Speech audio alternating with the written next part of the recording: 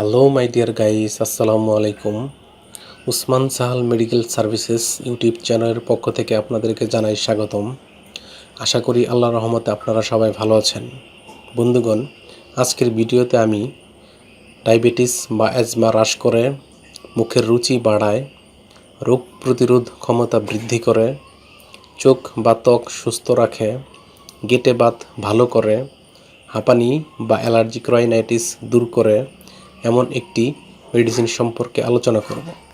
এবং এই মেডিসিনটি অধিকাংশ ডাক্তারগণ তাদের পরামর্শপত্রে বা প্রেসক্রিপশনে লিখে থাকেন এবং এই ওষুধটিতে vitamin A, vitamin K, vitamin B one, B2, বি3, বি6, বি12 এবং মিনারেল হিসেবে zinc, magnesium, calcium, iron, manganese, selenium এবং অ্যান্টিঅক্সিডেন্ট ও রঞ্জক পদার্থ রয়েছে।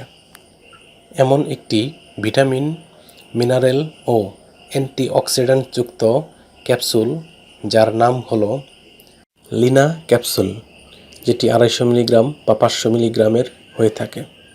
এটির গ্রুপ বা জেনেরিক নাম হলো স্পিরুলিনা। এটির উৎপাদনকারী প্রতিষ্ঠানের নাম হচ্ছে হামদর্দ ল্যাবরেটরিজ বাংলাদেশ। লিনা ক্যাপসুল যেটি 250 মিলিগ্রামের, সেটির প্রতি পিসের দাম 6 টাকা এবং যেটি 500 মিলিগ্রামের সেটির প্রতি পিসের দাম 8 টাকা। এই ক্যাপসুলটি খাওয়ার নিয়ম, এটি খাওয়ার নিয়ম হচ্ছে প্রতিদিন 2টি থেকে 4টি করে ক্যাপসুল সেবন করতে পারবেন, অথবা সেবনের পূর্বে অবশ্যই রেজিস্টার্ড চিকিৎসকের পরামর্শ অনুযায়ী সেবন করবেন। এই ওষুধটি সেবনের পর সামান্য কিছু সাইড এফেক্টস বা পার্শ্ব প্রতিক্রিয়া দেখা দিতে পারে, যেমন ডায়রিয়া, বমি হওয়া বা বমি বমি ভাব হওয়া, অ্যালার্জিক রিয়াকশন ইত্যাদি দেখা দিতে পারে। গর্ভাবস্থায় বা স্তন্যদানকালীন সময়ে এই ওষুধটি সেবনের পূর্বে অবশ্যই রেজিস্টার্ড চিকিৎসকের পরামর্শ নিতে হবে, কেননা রেজিস্টার্ড চিকিৎসকের পরামর্শ ব্যতীত কোনো ওষুধই সেবন করা উচিত নয়।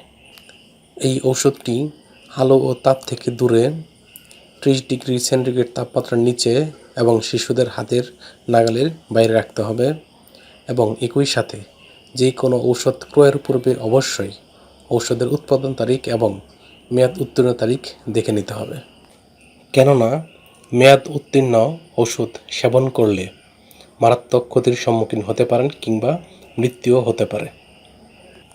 আশা করি বুঝতে পেরেছেন সবাই। ধন্যবাদ।